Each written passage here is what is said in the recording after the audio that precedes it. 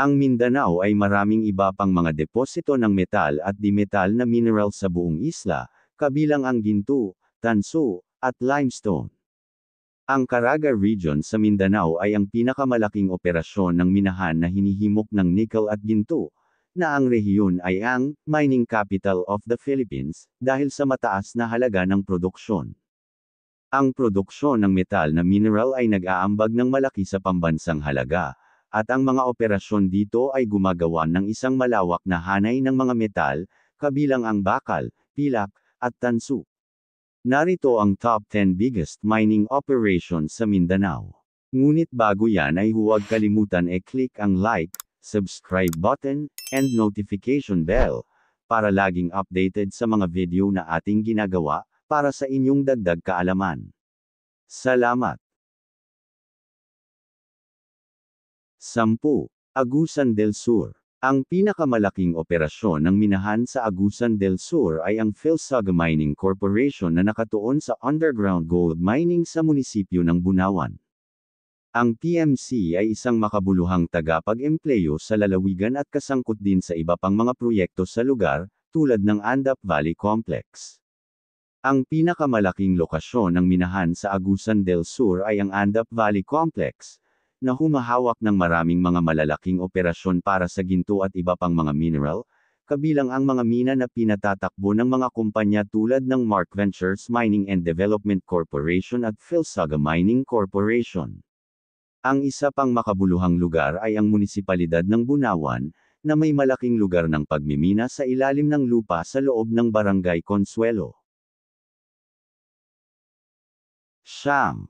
Zamboanga Sibugay. Ang pinakamalaking mining area sa Zamboanga Sibugay ay ang TVI Resource Development Inc., TVIRD Mining Project, na nagsasangkot sa parehong ginto at pilak. Ito ay isang aktibong operasyon ng pagmimina para sa paggawa ng ginto at pilak. Sakop ng proyekto ang isang lugar na 180 ektarya, na may mga karagdagang lugar na itinalaga para sa pabahay at iba pang mga pasilidad. Ginagamit nito ang parehong mga open pit na pagmimina at mga diskarte sa pagmimina sa ilalim ng lupa. Ang isa pang makabuluhang lugar ay ang iminungkahing COC 204 na proyekto ng karbon sa Malangas, na kung saan ay isang malaking sukat na paggalugad para sa karbon. Ito ay para sa paggalugad ng dalawang mga blok ng karbon na sumasakop sa kabuoang 2,000 ektarya. 8. Zamboanga del Sur. Ang pinakamalaking mining area sa Zamboanga del Sur ay ang Balabag Gold-Silver Project sa munisipalidad ng Bayog, isang large-scale surface at operasyon sa ilalim ng lupa na nakatuon sa pagkuha ng ginto at pilak. Ang iba pang mga aktibidad sa pagmimina ay naruroon din sa munisipyo ng Kumalarang, na nakatuon sa mga mineral tulad ng manganeso, tanso, at nickel, na nagpapatakbo sa ilalim ng isang malaking kasunduan sa pagbabahagi ng mineral na sumasakop sa 4,779 na ektarya. 7. Zamboanga del Norte. Ang pinakamalaking at pinakatanyag na lokasyon ng pagmimina sa Zamboanga del Norte ay ang Kanatuan Gold Mine sa Siocon, na binuo ng TVI Resource Development. Ang iba pang mga makabuluhang lugar ng pagmimina ay kinabibilangan ng Mount Mona Lisa sa Gutalak, kung saan ang Florhanmar Mining and Development Corporation ay naggalugad para sa mga mineral, at ang Upper Ulip, Matangad Copper Gold Prospect. Ang mga aktibidad sa kalapit na Mount Mona Lisa na lugar ng Gutalak ay nagtaas ng mga alalahanin, dahil ang development ay naiulat na lampas lamang sa exploration, na may development and construction of facilities na nagaganap. 6. Surigao del Sur. Ang pinakamalaking lokasyon ng pagmimina sa Surigao del Sur ay ang Pantukan Nickel Laterite Mining Project sa munisipyo ng Carrascal, partikular sa mga barangay ng Pantukan at Adlay. Ang proyektong ito ay isang malaking operasyon ng pagkuha ng mineral na saklaw na sumasaklaw sa higit sa 3,248 ektarya, at ang paghahabol sa pagmimina ay umaabot sa mga katabing lugar ng Surigao del Norte. Ang Pantukan at Adlay na site ng minahan ay tumutukoy sa isang malaking proyekto ng nickel laterite mining na matatagpuan sa mga barangay ng Pantukan at Adlay, sa Carrascal. Ang site na ito ay isang pangunahing operasyon ng minahan ng nickel na may kapasidad ng produksyon na 5 milyong metriko tonelada ng nickel ore bawat taon, at ang mga operasyon nito ay isinasagawa ng mga kumpanya tulad ng Kafugan Mining Incorporated o Pantukan Nickel Laterite Mining Project. 5. Davao Oriental. Ang pinakamalaking mining area sa Davao Oriental ay ang Puja de Nickel at Cobalt na minahan, isang malaking open pit deposit na matatagpuan sa Mati City na may reserbang tinatayang 200 milyong MT ng nickel. Ito ang pinakamalaking proyekto ng minahan, na nakatuon sa nickel and cobalt. Ito ay isang makabuluhang open pit mine ng mga reserbang nickel.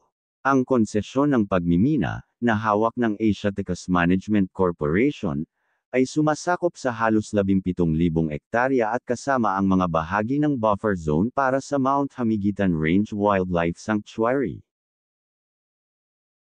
4. Davao de Oro. Ang pinakamalaking mining area sa Davao de Oro ay ang Moncayo, isinasaalang-alang ang gold mining capital ng lalawigan.